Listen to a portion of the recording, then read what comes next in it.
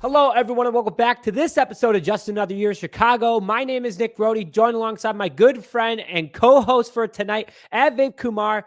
Advaith, welcome back to the show. Great to see you, man. Yeah, man, it's awesome. I love to be on this show. It's been a minute since I last was on here, and yeah, I'm just ready to talk about the Bears this year. I think this is my first time. Oh no, this is my first time on the show since the season began. And I'm really excited to share my thoughts about the new regime, about just all the topics that we're going to talk about today. Absolutely. So let's kick things off, with today's topic. It's in the thumbnail is, the center struggles for the Chicago Bears. So a lot of people think, oh, it's just Sam Mustipher, but that's not the case. I mean, it is a lot of the case lately, but the season started with Lucas Patrick at starting center. And obviously he got that thumb injury in the middle of camp, didn't help himself out very much or the Chicago Bears. So that was a big struggle because it led to the next struggle. And that's Sam Mustipher. And I just want it for everyone that's watching. I know that I got roasted a little bit on Twitter for posting the fact that Sam Mustipher through week 3 had a 100% pass block rate for centers. He was number 1 in the NFL. And this past week, Sam Mustipher had a 1.5 PPF grade overall for offensive linemen. So a complete flip of the script. Sam Mustipher has been definitely struggling for the Chicago Bears, but he did well at the beginning of his career with Chicago back in 2020 during the COVID season. Sam Mustipher actually did pretty well, and players like Olin Kreutz were saying that he could be the next center for the Chicago Bears. Advaith, do you want to kind of hit on a little bit what you've seen that's been going wrong with Sam Mustipher and just your overall thoughts about the center position for the Chicago Bears? Yeah, I think that Sam, I want to be careful because I think we all have to remember at the end of the day that we're all humans. So I think that's like really important. Like I think like on Twitter we tend to like attack all these players. We tend to attack pros. We tend to attack like all these players saying they suck. Even Sam Mustipher, most of the time it is Sam Mustipher. And I just want to say that at the end of the day that he is a human. But I guess in my opinion, when I look at Sam Mustipher, the biggest thing that sticks out to me is that he just doesn't have the strength to go against these defensive tackles. And I just think that, you know, he's like a great player technique wise. Maybe not technique wise. He's like a great guy. But I just don't think that the center position is for him because he kind of lacks that strength. And I think that that's kind of helping him get overpowered by all these defensive tackles. And I think that's hard because he's really actually working in the off season. So I just don't know how as a coach, if I was, Luke Getzey, if I was the offensive line coach, how I would fix that. But I think that the biggest thing for me is what Sam Mustipher lacks is like the strength to go against those defensive tackles. Yes, absolutely. There is no doubt that Sam Mustipher is a human being. He is a great guy. You've seen him around in the Chicago community, giving back to the community, going to schools. And there's no doubt that he's a good guy. But good guys, unfortunately, don't win football games some of the time. And Sam Mustipher, I think Advaith, you said it best, is that he is absolutely not a center. He would be a good guard. He would play a lot better at guard. And I think that overall, with Sam Mustipher, Chris Morgan, Bears offensive line coach, should consider moving Sam Mustipher to the guard position. That's something that we can talk about because that leads very well into our next subject, Advaith, is how would you move around the offensive line? So I kind of started hitting on it, and I'll lead off and we can kind of go back and forth on our thoughts. But my ideal offensive line for the Chicago Bears right now would be putting, left tackle Braxton Jones, left guard Riley Reith, throwing him in there, getting that veteran experience. Michael Strofield, I don't know. That's kind of a rocky move there. He had a tough preseason. But center, putting Lucas Patrick. Right guard, having Teven Jenkins, who's been playing phenomenal, and then keeping Larry Borom at right tackle. So, nothing too, a little bit different on the left and center position. Putting Riley Reif in there, and then obviously Lucas Patrick. Sam Mustipher just isn't working out right now. And then also you could consider flipping Lucas Patrick and Sam Mustipher if you really want to keep Mustipher out there. But this offensive line still has a lot of room to grow. There is improvements from last year, as crazy that is to say. But that's my idea with the current roster that we have throwing out there. Advaith, who do you think, what would you be your starting 5 entering the Minnesota game, and why? Yeah, so entering the Minnesota game, I don't think there is any people that we can pick up. I'll share who we should pick up. I just saw like a Twitter thread by Barelissimo of the center. But since he can't get any guys right in now, since it's a pretty short turnaround, what I would do is this. I mean, at center, I would probably have like Lucas Patrick if he could snap the ball. That is, I would have him at center, and then I would have Teven Jenkins at right guard. I would have Peter. I would have. I would have. Uh, I would have Michael Schofield, maybe Dieter Echelon too. At left guard, then I would have at right tackle, I would have Larry Borom, and then at left guard, at left tackle, I would have Braxton Jones. And then even mentioning like Dieter Echelon, I think that maybe like he's like a guy that you can possibly plug in because I think that um, the Vikings, they just signed our old defensive tackle, Kairis Tonga, and I think that the fact that we've seen Peter Echelon, Sam Mustipher go up against him, I think that, you know, you can really like see who's your best guy right now. And then, next week, I think that, if I'm Ryan Poles, yeah, totally. I mean, I'm trying to find someone else at that center position because as much as I love Sam Mustipher, I just don't think that he can start on this offensive line right now, and maybe he needs like a little break. Maybe he needs to be benched because I think that right now he just isn't cutting it. I think that we don't want to lose Justin Fields to an injury, and I think that we really want to see what Justin Fields is made out of. So there was a person named Dieter Echelon who posted something about a center that we should sign or upset the Buffalo Bills is practice squad center, and his name I believe is Greg Mance. So he's on the Buffalo Bills' practice squad. So he would be like someone that I would be willing to bringing in, and then probably just going on and seeing what do you have in free and what do you have right now in free agency would be really smart. So that's just what I would do. I think since it's a short turnaround, honestly, I would either start Lucas Patrick at center, Dieter Eastman at center, or yeah, Lucas Patrick or Dieter Eastman. I just don't think Sam Mustipher cuts it. All right, so Advaith, if I'm understanding, are you saying that you would have the practice squad center from the Buffalo Bills come to the Chicago Bears and be the starter or be a depth guy? I'm just trying to understand what you're putting across.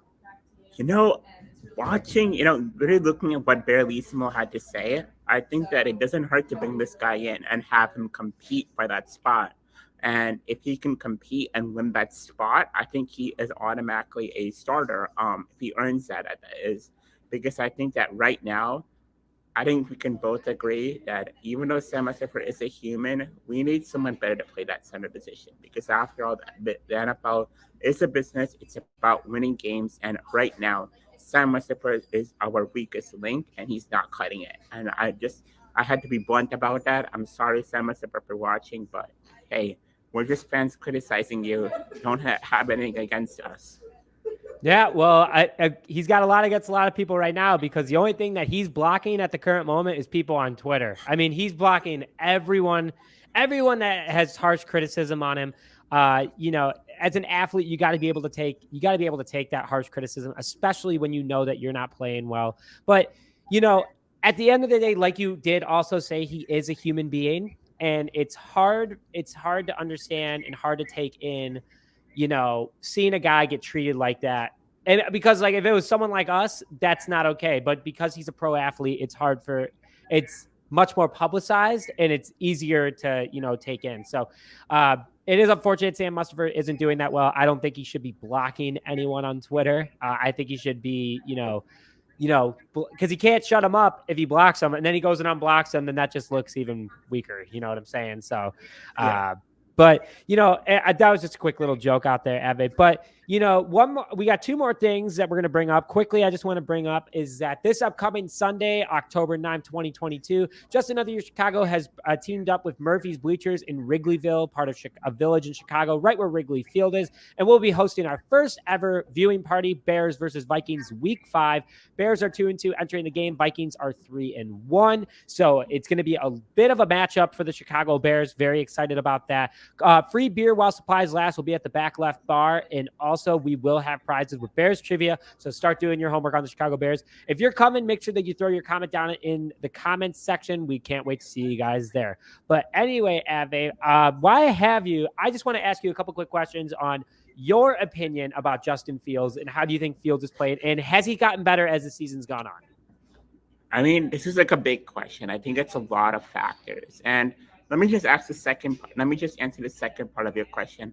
Has Justin Fields gotten better? And I certainly think so. I mean, I think that we are seeing a progression in Justin Fields' game. Maybe not a progression from last year, but I mean, certainly this year we're seeing like a certain progression in this game. We're seeing him slowly improve. I think that, we saw a little bit in the 49ers game. It kind of dropped off in the Packers game, kind of dropped off as well against the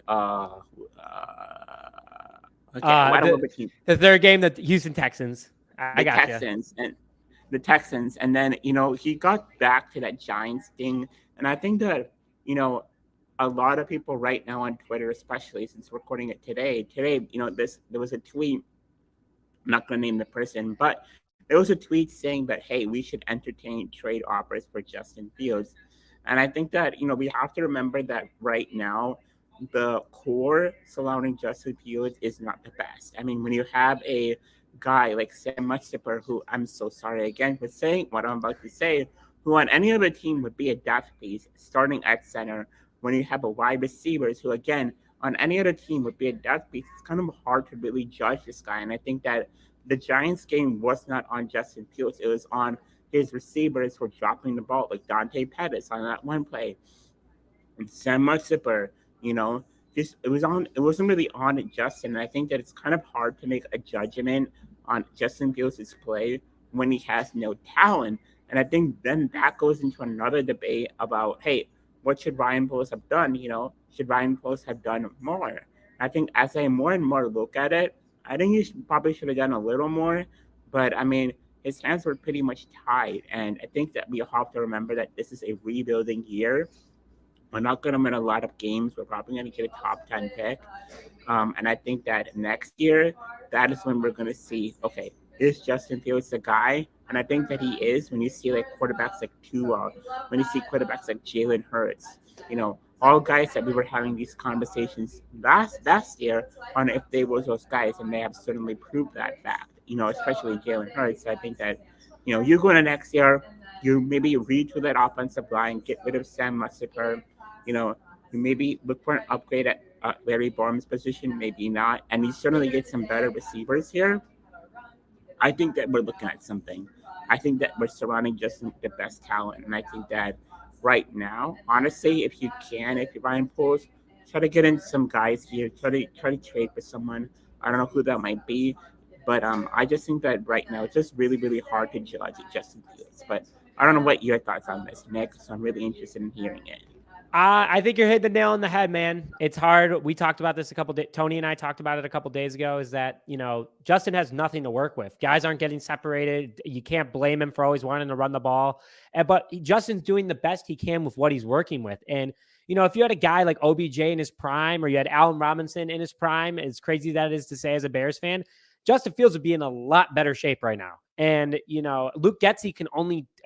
Luke Getsy's plays actually might be good plays, but they don't look good because you don't have a good supporting cast around it. I mean, it's like a domino effect. You guys that can't catch the ball, Justin Fields has to stand in the pocket and his offensive line can't block him.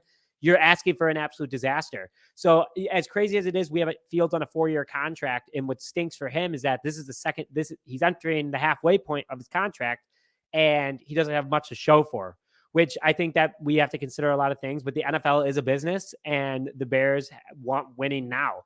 They want winning as soon as possible. So just a couple of things there that I have to say. But, Advaith, quickly want to go through the injury report while I got you here, what impacts us the most, because I know that a couple of these guys you like a lot that from what we talked about in the past.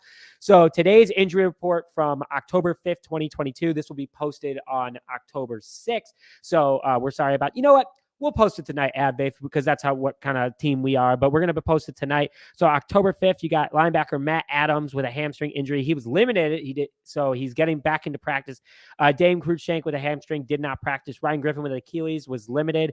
And then Jalen Jones, a different DB, and David Montgomery did not practice today. So makes me a little worried about David Montgomery and Jalen Johnson, especially going against Justin Jefferson this upcoming weekend.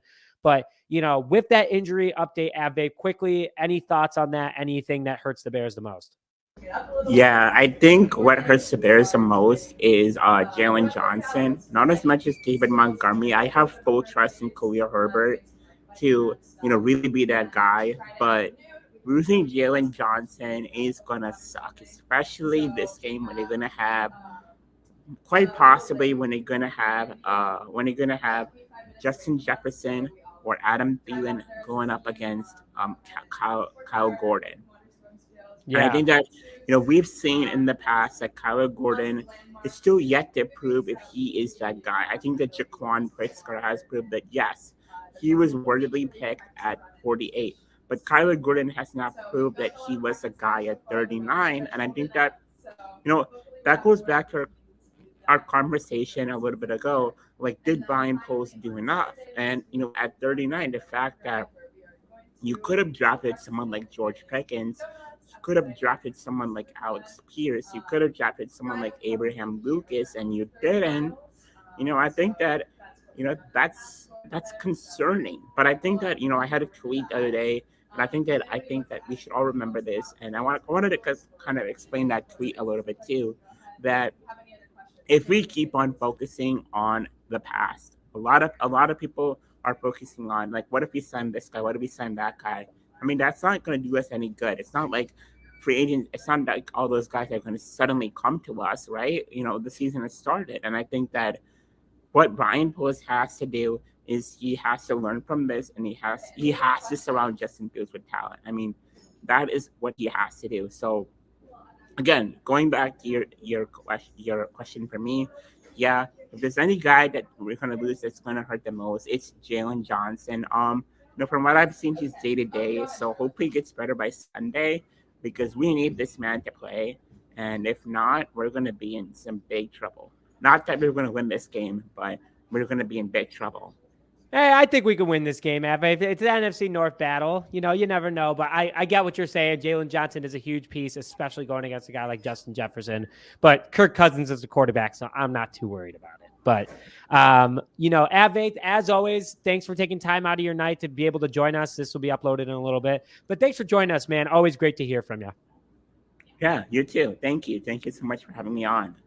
Yes, and with that, thank you very much for joining this episode of Just Another Year Chicago. We'll be back tomorrow, and we'll be recording tomorrow night, and you guys will see on Friday our Bears versus Vikings preview. Stay tuned for that. Make sure that you go to the link in our description for the Murphy's Party invite, but we'll see you guys soon. But with that, thank you very much for joining this episode of Just Another Year Chicago. My name is Roti with Advaith Kumar, and we'll see you guys next time.